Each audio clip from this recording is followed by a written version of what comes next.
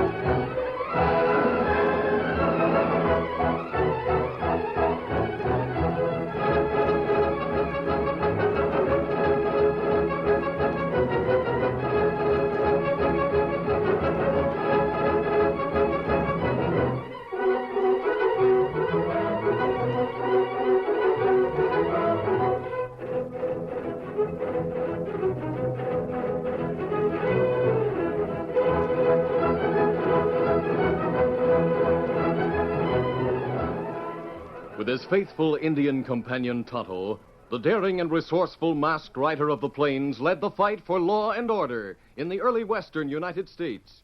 Nowhere in the pages of history can one find a greater champion of justice. Return with us now to those thrilling days of yesteryear. From out of the past come the thundering hoofbeats of the great horse Silver. The Lone Ranger rides again. Come on, Silver.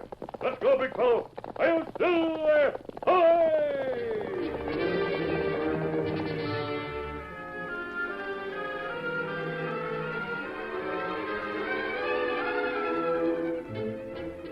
Rod Morgan was a big man and a tough one. He took great pleasure in terrorizing the territory with his gang, and his methods were unexpected and unusual for an outlaw. Men still talked of the time Rod and his men rode openly into the town of Monroe and stopped at the sheriff's office. All right, follow me. All right, reach, Sheriff. We're coming in. Rod Morgan. That's right. I heard you were looking for me and my men, so we came here to save you the trouble. Now, see here, Morgan. Shut up. Now, take your gun.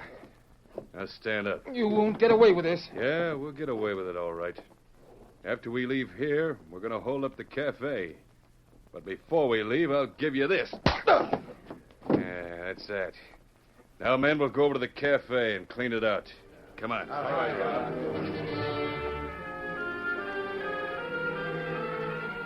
Another bold move made by Rod Morgan was also the topic of conversation in the various cafes.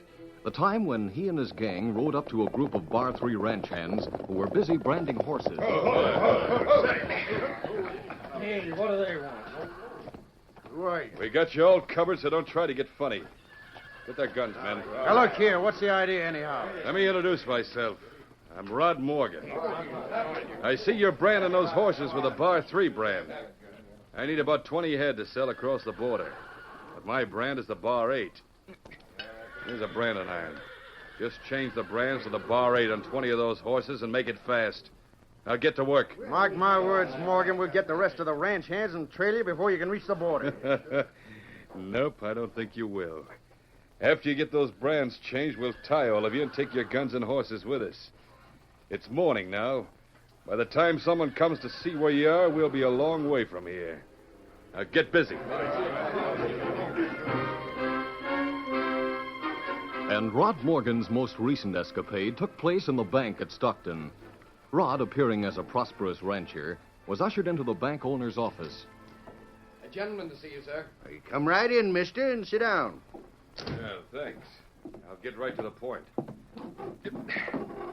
I come to borrow $10,000. $10,000? Of course. But you'll have to put up sufficient collateral for such an amount, you understand. Oh, sure, yeah. I have a note already made out. Yeah, it is. I, the undersigned, promise to pay to the Stockton Bank $10,000 in 60 days, with interest at 6%. Rod Morgan. Rod Morgan? Hold on, isn't he there? Yeah, I'm Rod Morgan, mister. My men are draped around your bank outside, sort of nonchalant-like, just waiting. I suggest you get to the vault and get the money in exchange for that note. I'll mosey along with you, holding this gun so it won't be noticed. But see here, I get can't... the money and leave the note. That's fair and square. Now, let's get to the vault. I don't aim to wait long. And if I don't? My men will clean out the place, and we'll lock you and your clerks in a vault. And maybe a couple of you will wear a bullet hole or two. Now, do I get that loan or not? Well, yes. Yes, of course. Come with me.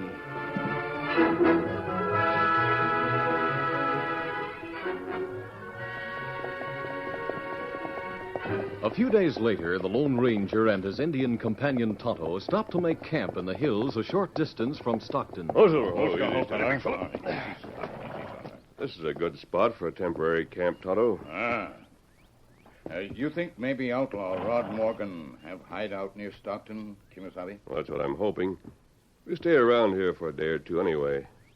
According to what you heard in the cafe at Milton yesterday, Morgan held up the bank in Stockton just a few days ago. That's right. Men say him leave note. That doesn't mean anything, of course. It was his way of getting to the bank owner and throwing him off guard. Rod Morgan always does things in unusual ways. That's what everyone say. How you think we get line on Morgan, Kimasabi? I've been thinking of a way, Tonto. I'm not sure it will bring him out of hiding, but it's worth trying. What you plan to do? I decided that if Rod Morgan heard that a wealthy tenderfoot from the east were coming to Stockton, a man who carried plenty of cash with him, then Morgan might be interested. That's right. I'll be that tenderfoot, Tonto. You can help me fix a disguise, and at noon I'll board the stage in Stockton and ride to Milton. And then what happened? I'll leave Silver here in camp with you. When I reach Milton, I'll get some Eastern clothes. Meantime, you go to Stockton and find out all you can. But how Morgan know about Tenderfoot? Tonight from Milton, I'll have the sheriff send a telegram to the sheriff in Stockton, telling of a tenderfoot cattle buyer who insists upon carrying a lot of cash, and suggesting that the sheriff keep an eye on him for his protection. But how Morgan hear about it? Both sheriffs will be wise to the plan. The one in Stockton will see to it that word gets out about it. Oh. Then what you do? Next, I'll take the stage from Milton to Stockton. And I'm hoping that Rod Morgan will try to hold up that stage. But you not try stop Morgan and gang alone, Kimasabi. No. The plan is to have two deputies on the boot instead of the regular driver and guard. The sheriff and his men from Milton will trail the stage. Oh, me savvy. Tomorrow, the sheriff of Stockton and his men will ride out along the trail to meet the stage. I suggest you ride with them and bring Silver. Me do it. Now, come on and help me fix that disguise. Then I'll wait on the trail out there for the stage to come along. After that, you can ride to town. For some time, the Lone Ranger and Tonto worked on a disguise until finally they were both satisfied with the result. Now you look like real tenderfoot from East, Kimasabi. Good. It's almost time for the stage for Milton. We'll ride out to the trail, then you can bring Silver back here. All right, let's get going. Easy, big fella. Easy, Scout. Easy, fella. One, Silver. Get him up, Scout.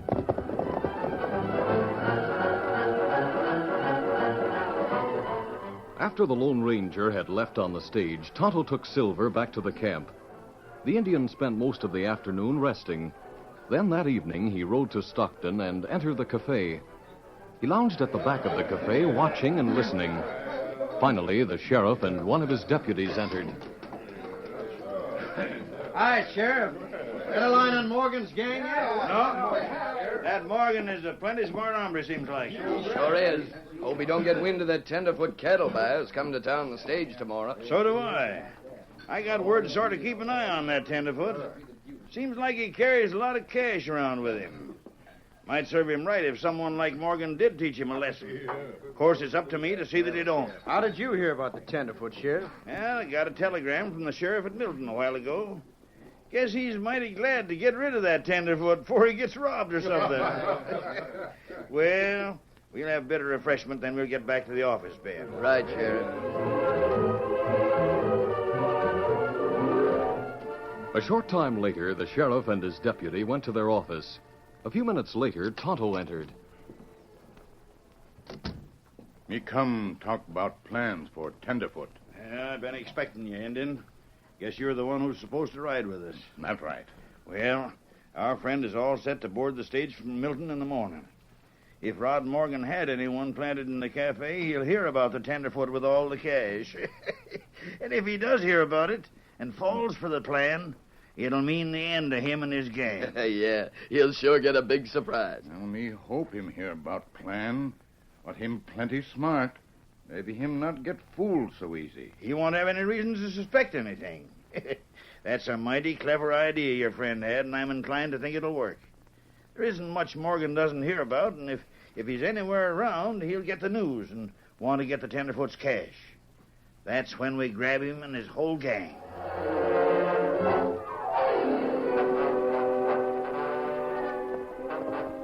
Later that night, one of Morgan's men reined to a stop before a shack hidden in the foothills. Hold there. Steady, boy.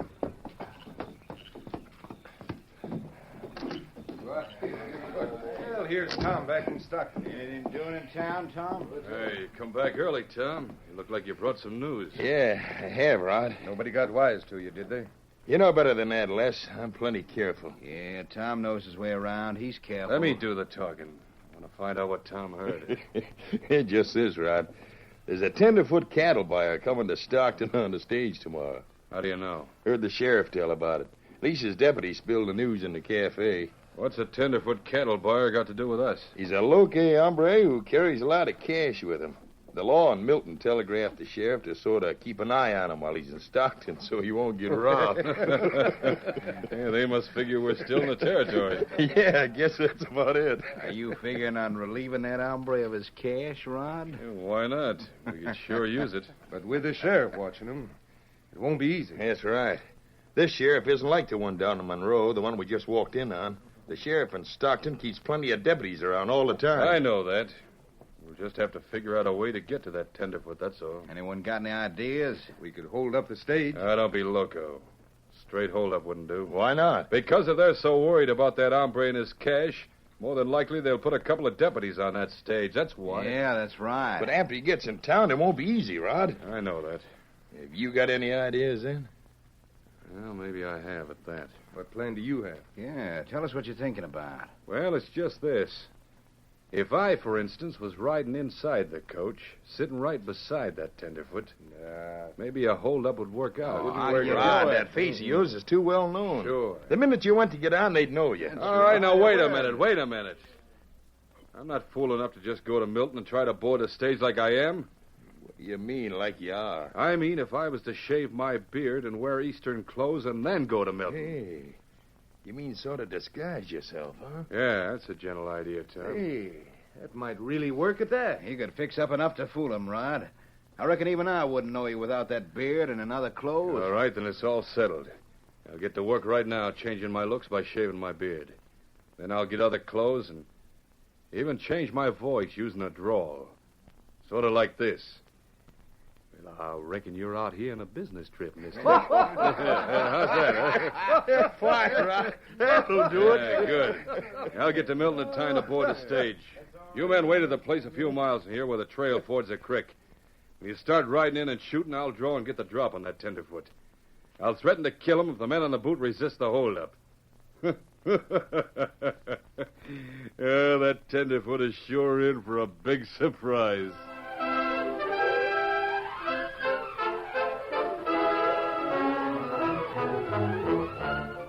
The curtain falls on the first act of our Lone Ranger story. Before the next exciting scenes, please permit us to pause for just a few moments.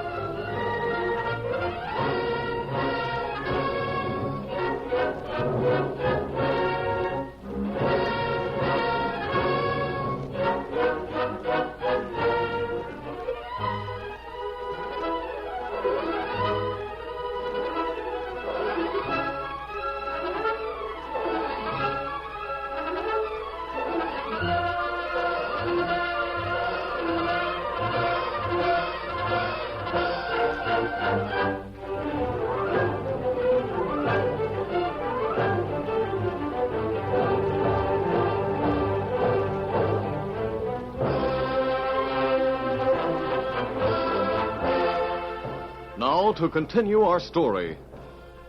The Lone Ranger planned to ride the stage disguised as a tenderfoot so as to trap Rod Morgan and his gang. But he didn't have any idea that Rod Morgan also planned to ride the stage in disguise so that his gang would have a chance to hold up the stage. Rod finished his disguise. Well, men, how do I look without my beard, eh? With these city clothes. I never know you, Rod. You gotta stop squirming around in those tight-fitting clothes, Rod. You better act like you're used to them. I'll gradually get used to them. And that time, we'll go get our horses and ride to the outskirts of Milton. You can bring my horse back. I'll go to the hotel and wait till the stage leaves in the morning. All right. Don't forget to use your drawl, though, Rod. Somebody might recognize your voice. Plenty of people have heard it. Yeah, that's right. You all have nothing to worry about, my friends. My name is now Hank Hawkins, and I'm from good old New Orleans. Yes, sir, I reckon I'll buy up a small ranch out here and settle down respectably. How's that, eh? Well, you're all set, Rod. Yeah, let's get started for Milton. Won't take long to get there if we ride hard. Yeah, come on, then, let's go. See you all later, fellas. Right.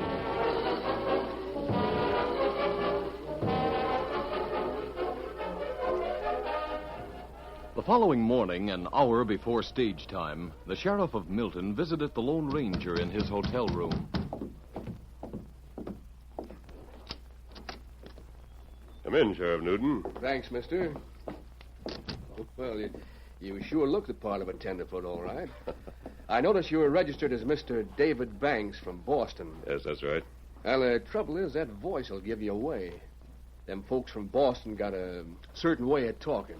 Oh, yes, I know, sir, I know. What? Quite sure I'll manage to get by, sir. Quite sure. By thunder, that's got it. Yes, sir, that's more like it. Well, the stage will be leaving right soon. Me and my men will follow it to Stockton, keeping far enough behind, of course, so no one will get suspicious. Good. I hope we get results. Well, good luck, mister. Thanks. I'll get along now. I'll be seeing you in Stockton, one way or another. So long. Adios.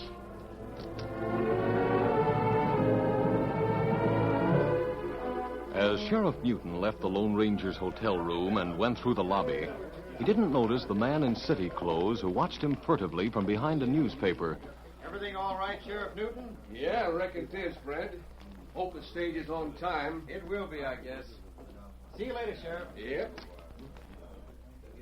As the sheriff went out, the city-dressed man put down the paper and, getting up, crossed over to the clerk at the desk. Something for you, Mr. Hawkins? Does the sheriff live here at the hotel, sir? No, he was just here to see somebody who's going to leave on the stage. Oh, so that's it. You mean the sheriff is going to ride the stage with a friend of his, is that it? You're wrong again, Mr. Hawkins. It's just the man he came to see who's going to ride the stage. The sheriff isn't going along. Oh, leave it to us city fellas to get everything wrong out here. I've heard a lot about these here western sheriffs. I was sort of hoping that he'd be on the stage that I'm waiting for. Well, I reckon I'll meet up with some more sheriffs, though, before I head back east. Just so you're meeting him friendly like, Mr. Hawkins, it'll be all right. But I guess a tenderfoot like you wouldn't have cause to worry about the law out here. Of course not, of course not. Well, thank you for the information, sir. Let me know when the stage pulls up outside. Yes, sir, I sure will.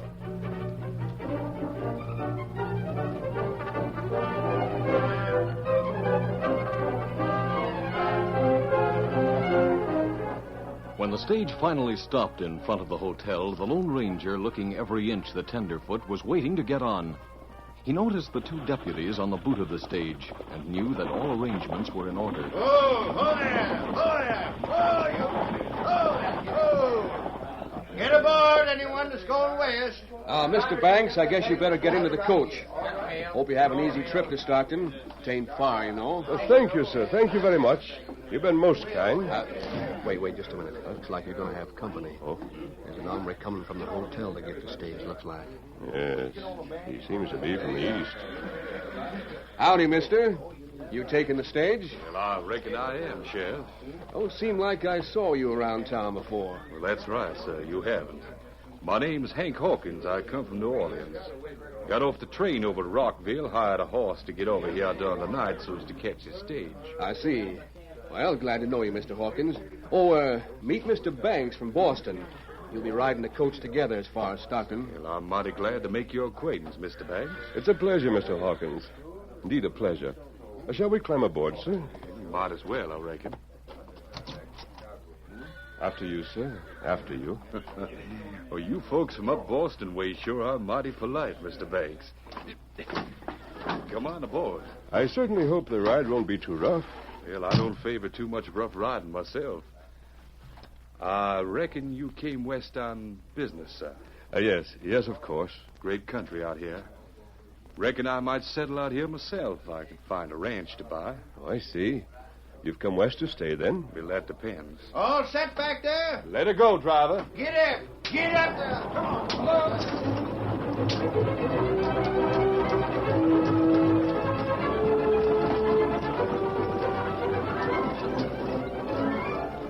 As the stagecoach moved along the rough trail toward Stockton, Rod continued to be talkative to the man he considered a tenderfoot. Rod took delight in playing a cat-and-mouse game with his intended victim, and he felt secure in the belief that his stage companion took him at face value. In a subtle way, the Lone Ranger urged Rod on in his conversation. I reckon an hombre like you'd take a long time to get used to this sort of country, huh, Mr. Banks? Oh, perhaps so, sir. Perhaps so.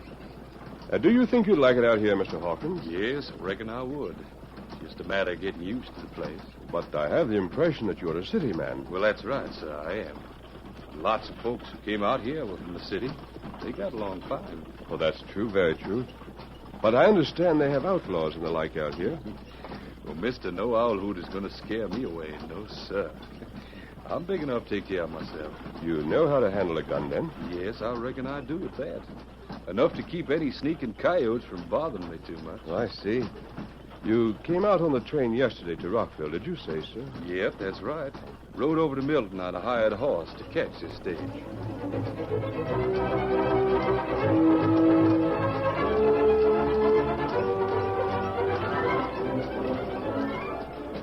For a few minutes, they rode in silence, but the Lone Ranger was eyeing Rod Morgan carefully from under lowered lids. Several facts had made him suspicious of the big stranger.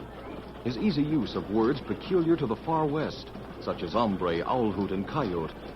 Also, the Lone Ranger knew that there wasn't a train from the east that had stopped at Rockville the day before. Get on there! Get going! Come on! As he scrutinized Rod, the Lone Ranger noticed several things that belied the stranger's claim to being a city man. Certain calluses on one hand were indicative of long and continued use of reins. Moreover, as Rod had walked to the stage, the Lone Ranger had noticed the rolling gait, peculiar to a man used to living in a saddle. The way Rod tugged at his collar and shifted his position every few minutes told the masked man that his companion was definitely not used to the clothes he wore. The Lone Ranger finally spoke. You say you spent most of your life in the city, sir? Yep, born and raised in New Orleans. I see. Oh, I wonder how much farther it is to Stockton. Do you know? Well, not far now. As soon as we cross a creek about half a mile ahead, we'll be just about there. Well, that's good news. I'm surprised you know so much about it, Mr. Hawkins. What do you mean, sir? Well, since you're not supposed to be familiar with this country, it struck me as rather strange that you'd know about the creek and Stockton. Oh, that. Well, you see, I heard some hombres talking in a hotel. They... All right, this is it now. Hold it, you don't move. What's the idea of the gun? You talk different, too. So have you, Rod Morgan. I'll take the gun you have hidden under your vest. Now, wait a minute. I don't get this. You will. Your acting and your language weren't consistent with your disguise. A close look convinced me you were Rod Morgan without your beard. Whoa! Ho there! Whoa! Your men are riding up. Lean out and tell them to drop their guns, or I'll put a bullet in you. Now, look here, Do what I told you. Hey, Tom. Pete. Yeah? This sneaking hombre in here's got the drop on me. He'll drill me if you don't throw down your guns. Take care of yourself. We ain't giving up. Drop those guns and take the consequences. This'll show you, mister. Oh! Hey, look. A posse comes from toward town. Let's beat it quick. Hey, don't leave me. Shut up, you. Hey, there's more coming from the other way. We're trapped. Keep shooting,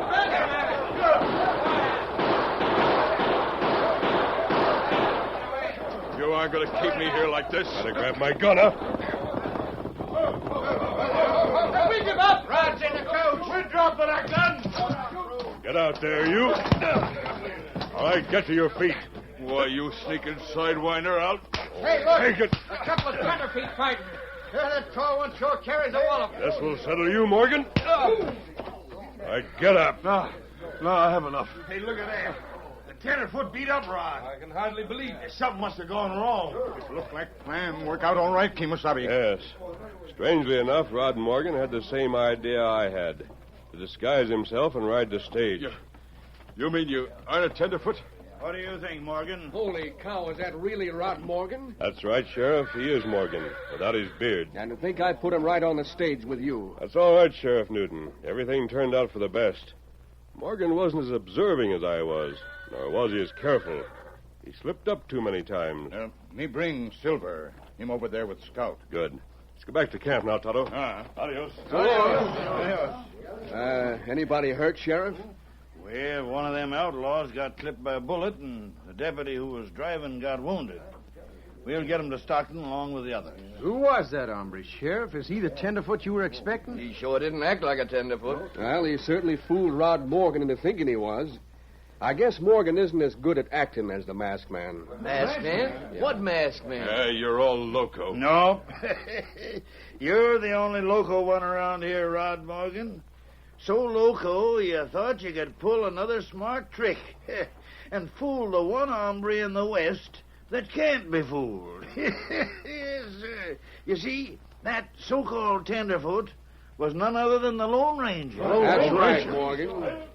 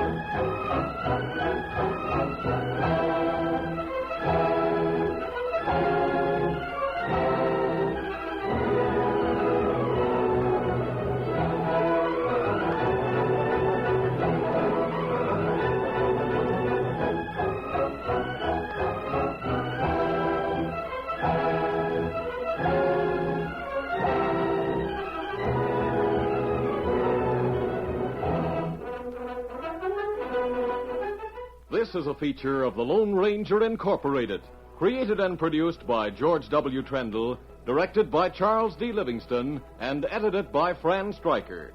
The part of the Lone Ranger is played by Brace Beamer.